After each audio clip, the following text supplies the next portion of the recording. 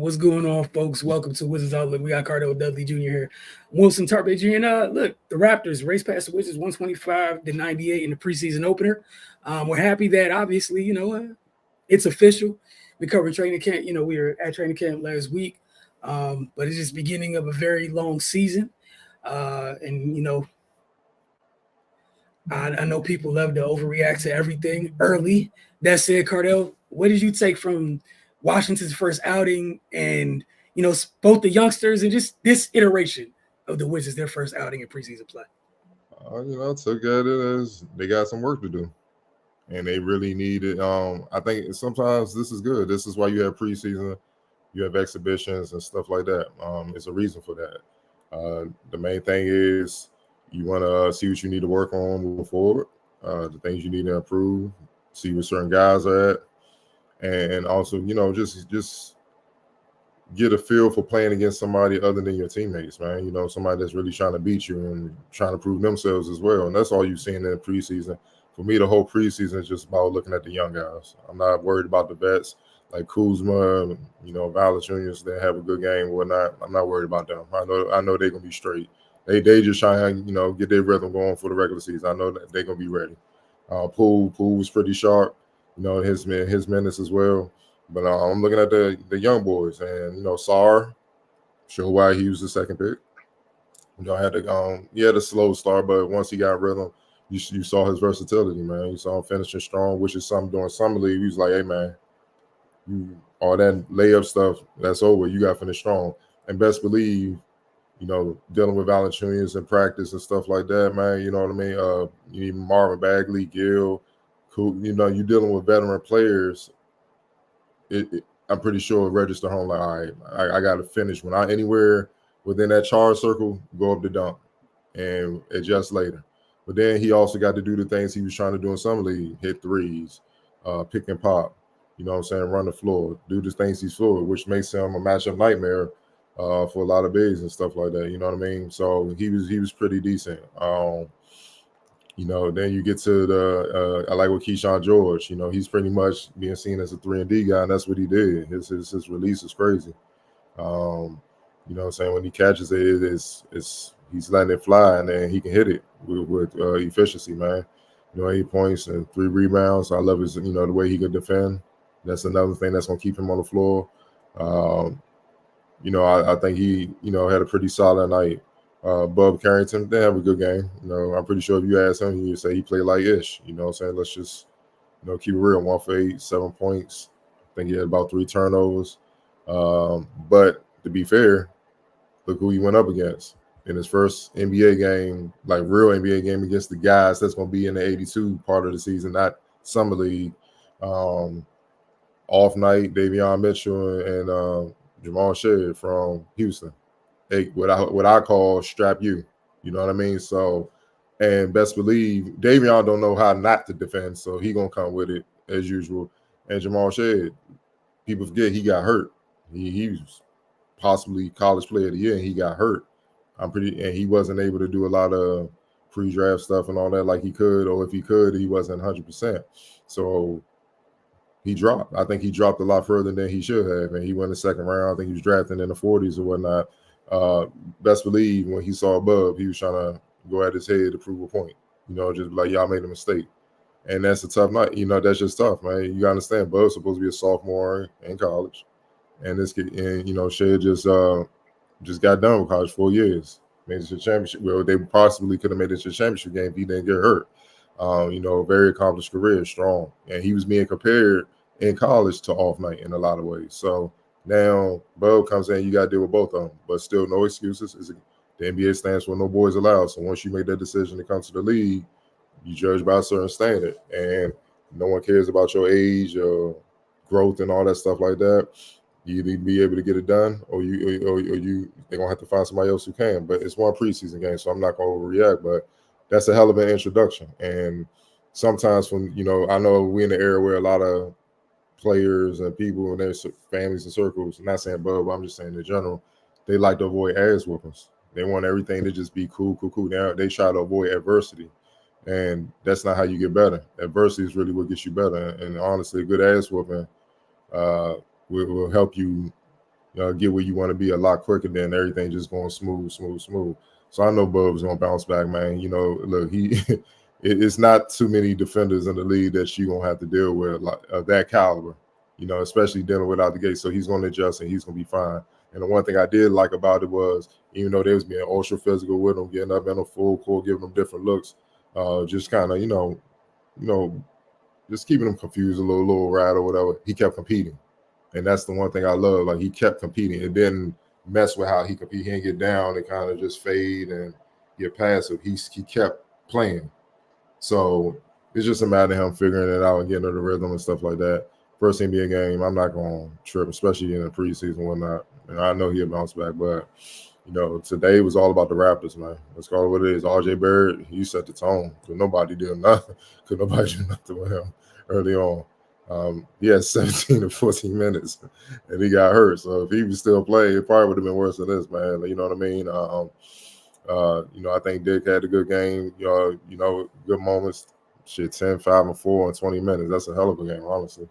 Let's call it what it is. And then, the bench Olynyk, just something about Olynyk, man. He just loves seeing the Wizards. He like going way back to the Wall Bill days, man. He just makes plays and hit big shots to beat them. I don't know what it is. Maybe he got something against the Wizards. I don't know.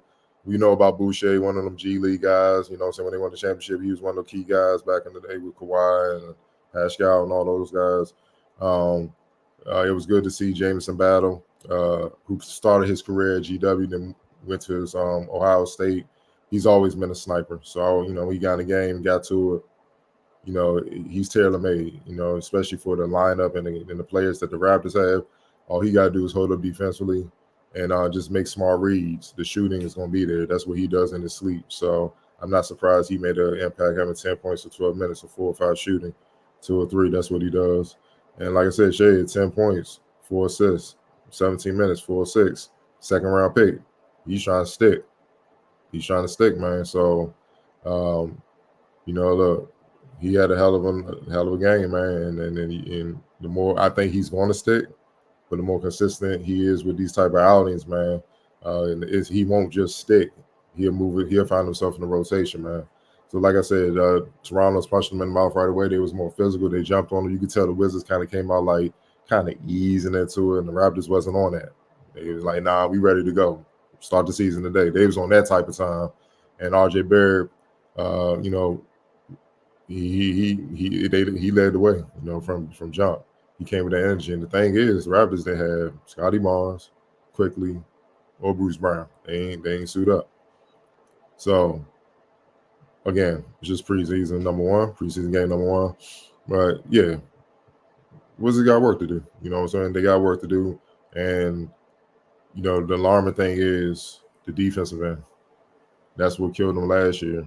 And it seems as this first preseason game is still issues. They got to correct that.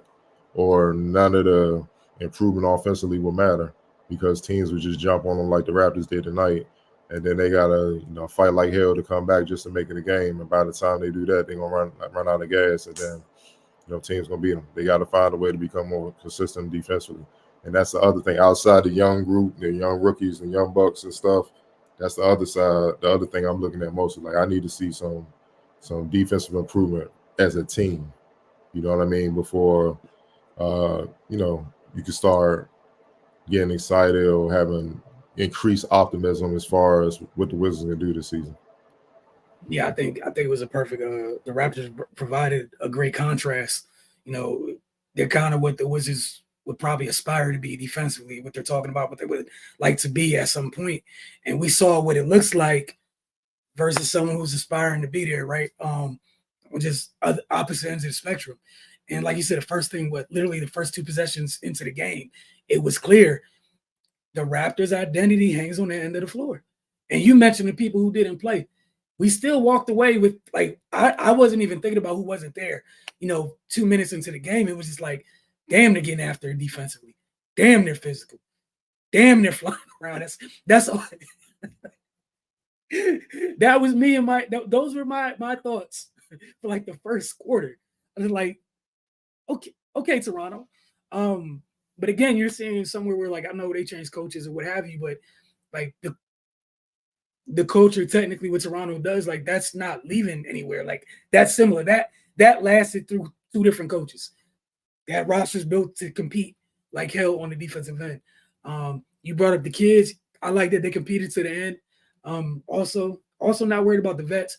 Only thing with the vets, I'm just intrigued about that end of the floor you were just talking about, because they need to get better there too. That's not just the youngsters part of this discussion. Those folks were out there. Some of those folks that are still here were out there last year when the end of the floor had, holes in it. Bilal looked like some growth was made there in the summer. Both him and RJ Barrett seems like, that their time in the Olympics, regardless of their role, was beneficial for both of them. Like you talk about RJ coming out, setting the tone, and RJ looked like that's what people saw with RJ, several years ago, probably that idea of him. That's crazy what we saw tonight. I'm sure Toronto's excited about it. And again, we saw that during the summer with Canada.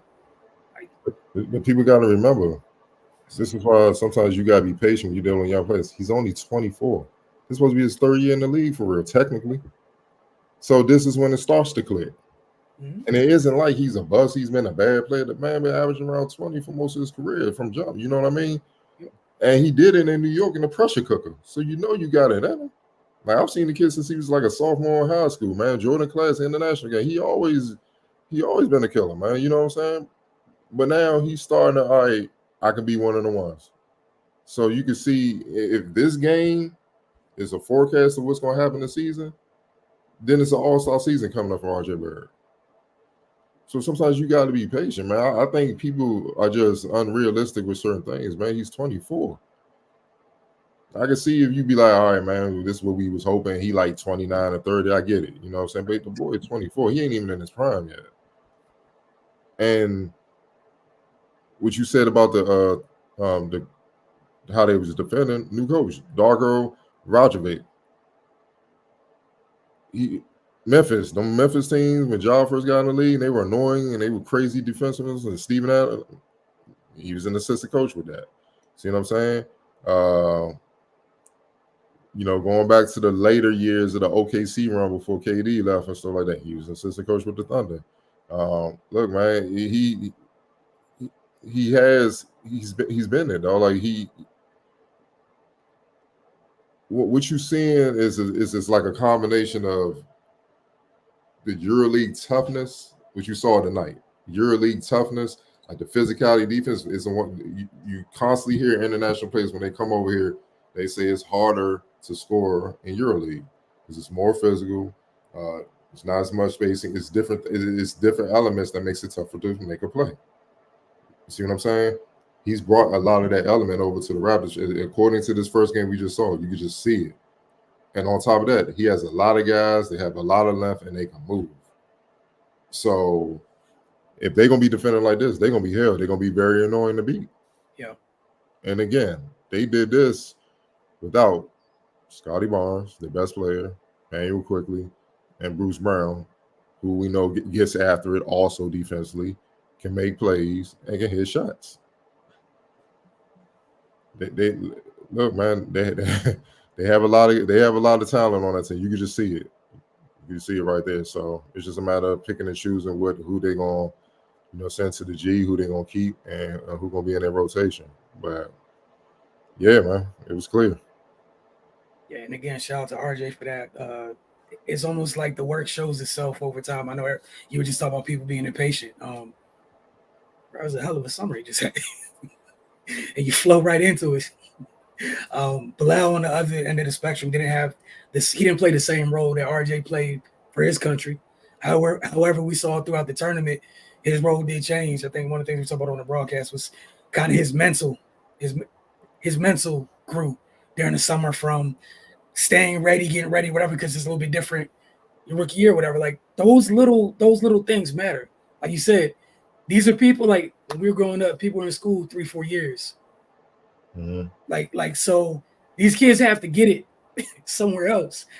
And it's a little you never know exactly when they're gonna get it, depending on what's going on.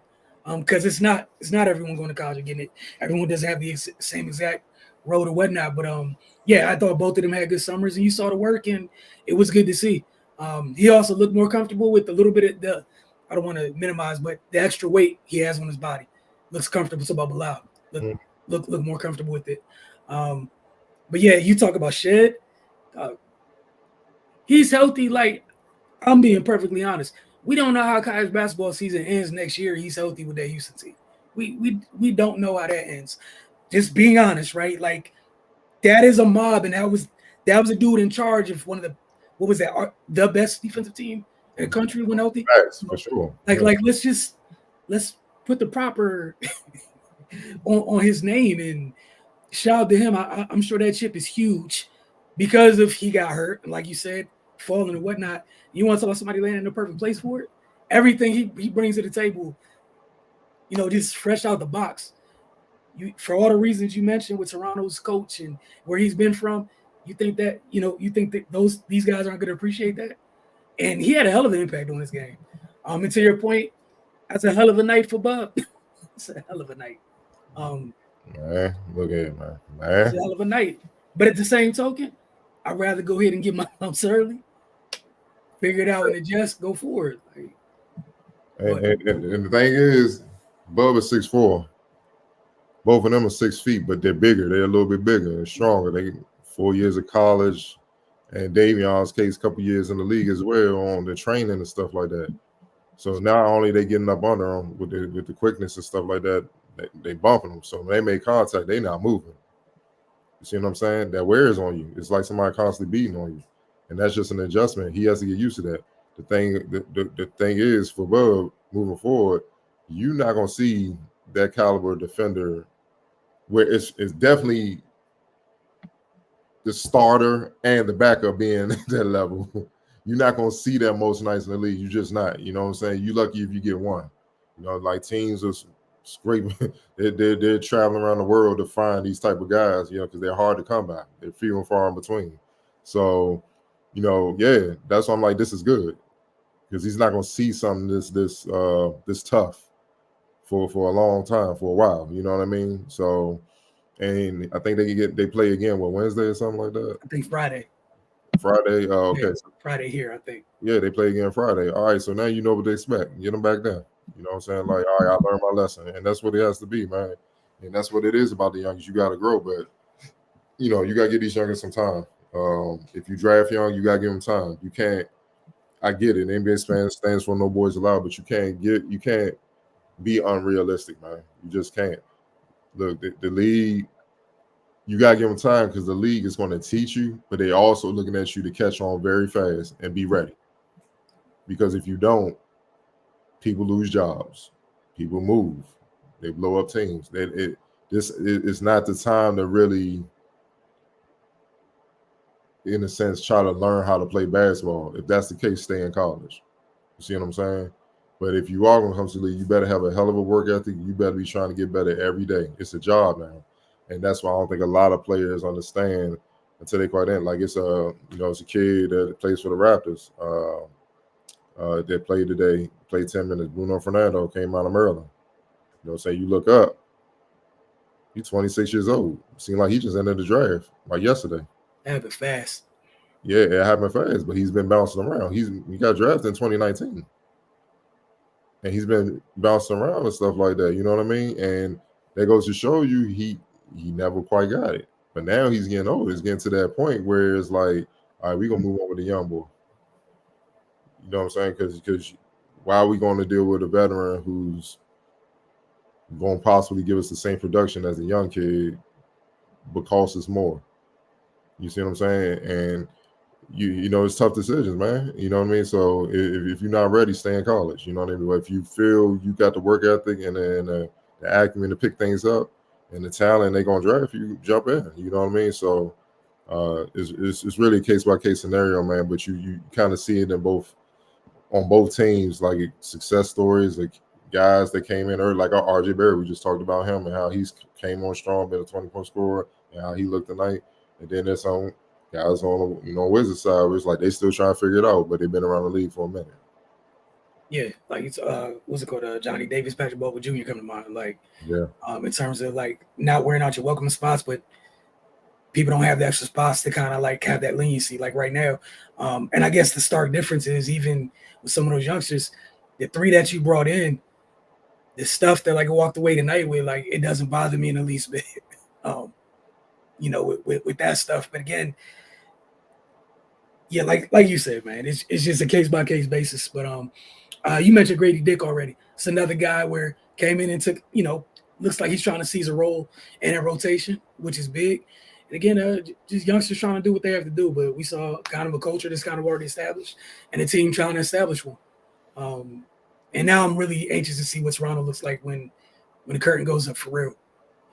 And the Wizards, they just got to get more hungry. They got to get tougher. They got to play tougher. Let's just say that. I'm not gonna say they're not tough. It's a small sample size. They have to play tougher moving forward. Because for one, I'm just looking at the box score. Raptors 62-36 points in the paint. That's just physicality. That's not getting back. 22-10 fast break points. Toronto. That's how they built the league. Let's keep it 100. The Raptors didn't execute nothing fancy or something that the Wizards haven't seen before. They were just missing, and the Raptors were running. And the Wizards weren't getting back. They were out of sync. They weren't communicating defensively. They looking for each other to pick it up instead of just like, I'm going to stop the ball. And so, RJ Barrett's laying it up, or someone's kicking it out, and someone's hitting the 3. And then the floodgates open. Now the team's fully confident, and you got to put that blaze out, and it's tough. Like you said, it was it seemed just like sometimes 1 + 1 is 2. The approaches that both teams entered with totally different. Like you said, one tried to ease in, and one was we're setting the tone. So I'm anxious to see what Washington's start looks like in their next preseason game. Anything else you wanted to add, or did you have player of the game X factor? No, we can go to player of the game X factor. Obviously, player of the game is RJ Barrett. X factor for me is Grady Dick. I just like his all-around contribution. That's another example of what I'm talking about. He got drafted last year, just 20 years old, out of Kansas. He needs time. People probably forgot about him last year. He just needs time. And you saw in this game, he's a lot more confident, a lot better. Understanding his role and what he can do. That 5 assists and 4 rebounds, if he's averaging that in 20 minutes, that's heavy production for a guard. And if he can give you between 10 to 15 at an efficient rate in that time, caliber of minutes, because quickly going to take some of the minutes and Brown as well. You know what I'm saying? If he can give you between that, what he got you, it's you can't ask for much more for your second year guard, man. That's ideal production. And more than likely, I see him obviously being a reserve. So he coming off the bench with that. Come on, man, that's a win. Oh, that's premium rotation production right there. Exactly. That's premium rotation production. There's starters that don't average that. Those are key pieces. Kind of similar to it's my guy over in Denver. Not the same player, just so about how they both came in young and found roles. Grady has some injury history, but Christian Brown in Denver he was healthy the whole time. Brown, sorry, I always mess up his name, but he came in, found a role, and instantly became a piece in a rotation. He's still figuring it out, but he's been a mainstay in their rotation. Grady had some injury issues last year, what have you, which is why it's great to see him kind of start this year. Like you said, it takes time, man. These are kids that are not finishing for all 4 years of college. Right. And let's keep it real. Oftentimes before they even get to college, they're not even taught right. They're not even coached up right. So, hey, man, it's a lot of teaching that has to go on, which is why this day and age, you got to kind of have an ecosystem within your organization with assistant coaches that can constantly teach them and coach them up. Right. Outside of, normal business hours of working, the 2.5 hours in the game and outside the 2 hours of practice or whatnot, if you're even doing that, shoot around. A lot of film study, a lot of one-on-one stuff, you got to do it or they're going to be lost. And then once you lose a player with confidence, and we know how unforgiving this league is. They don't care. You out there unconfident, they're just going to take your soul. Yeah, he's damaged goods. Get him up out of here. Move on. Quickly. Like you said, that's huge too. You talk about the ecosystem is that time has to be made up somewhere, and the teams that typically do better with young players, find a way to kind of bridge the gap and catch them up. Mm-hmm. You know what I'm saying? So it doesn't remain a gap. But we appreciate you guys. Again, it was Washington's very first outing of a long journey. We'll see how things go.